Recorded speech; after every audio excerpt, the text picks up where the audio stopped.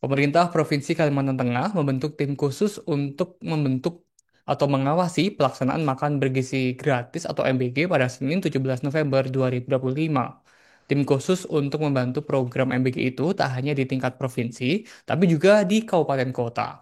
Tugas tim khusus itu, Tribuner, maksud kami akan bekerja sama dengan Badan Gizi Nasional atau BGN dalam rangka memantau, berkolaborasi sekaligus mendukung pelaksanaan MBG.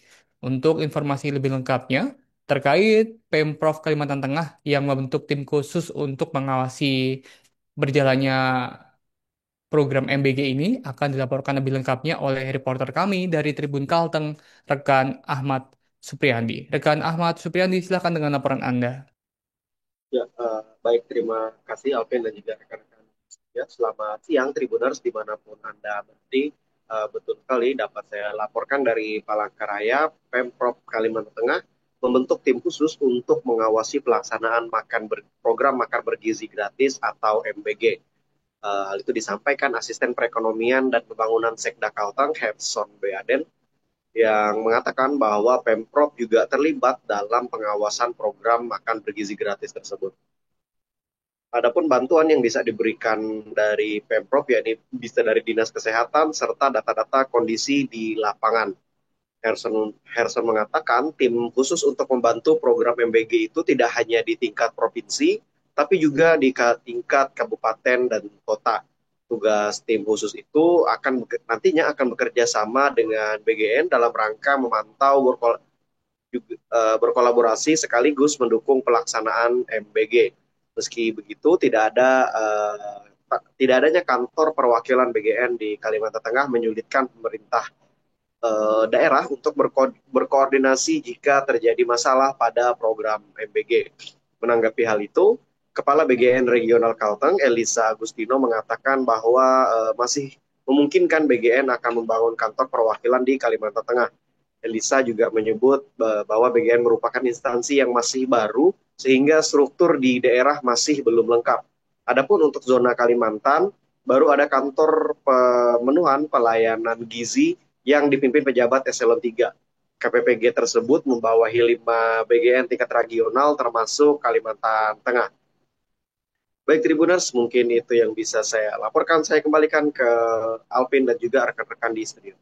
Dari pemerintah pusat, jadi tadi disampaikan bahwa di Kalimantan Tengah yang kawasan 3T akan segera terlayani SPPG, ya, karena syarat-syarat itu memang diberikan kelonggaran untuk wilayah 3T agar semua kita berharap masyarakat pedesaan, masyarakat terpencil itu bisa menerima manfaat secara optimal. Kalau dari monitoring Pemprov sejauh ini Pak, kayak apa Pak pelaksanaan program MBG di lapangan Pak? Apa ada kendala apa gitu Pak? Ya, MBG di lapangan itu sebetulnya kendalanya sih nggak ada gitu loh, ya, karena tinggal mitranya yang mendaftar kan, ya. Kalau kendalanya apa ya kendalanya? Apakah tadi karena wilayahnya luas jadi Iya, karena distribusinya? wilayahnya luas, karena ada standar kan, kalau mencari 3.000 atau mencari 1.000 mungkin wilayah ini nggak cukup, masih kendalanya itu. Jadi mereka susah. Tapi dengan adanya kebijakan sekarang, ya kita berharap tahun ini ya minimal 80% dari target pemerintah pusat sudah terlaksana di Kalimantan Tengah dan disepakati tadi dengan. Kalau ada SPG lagi di wilayah 3T itu pengawasan dari Pemprovnya seperti apa Pak? Kan ada kabupaten, kita tinggal monitoring berjenjang lah. Kalau Pemprov semua sampai tingkat desa susah, nanti kita tinggal laporan dari teman-teman kabupaten. Ada memungkinkan nggak sih Pak? Ini kan dari BGN ada pengawas, nah tapi dari pemerintah daerah sendiri ada pengawasnya sendiri. Ya gitu, kita Pak? bantu nanti dari bidang kesehatan, dari BPOM ya, dari dinas pendidikan, dari dinas-dinas terkait. Kita akan selalu berkolaborasi ya, sehingga apa yang terjadi di luar sana jangan sampai terjadi di wilayah kita. Tapi Pemprov sendiri ada ngambil atensi nggak Pak? Kan Beberapa pertama kan 27 siswa kemarin keracunan yang di SDN 3, habis itu baru-baru ini penemuan ulat dan di Kotim baru-baru ini Pak ada belatung penemuan Pak. ulat yang sebelumnya kan di SDN 1 itu Pak. Ya ulat ya dicarilah penyebabnya untuk tidak terulang lagi, gitu aja ya. Dari inspektorat ada bergerak nggak kira-kira Pak? Apa? Dari inspektorat sendiri ada bergerak nggak Pak? Dari pihak Pemprov Pak? Inspektorat periksa apa? Untuk, apa namanya pengawasan lah begitu Pak dari pihak Inspektorat apa yang diperiksa?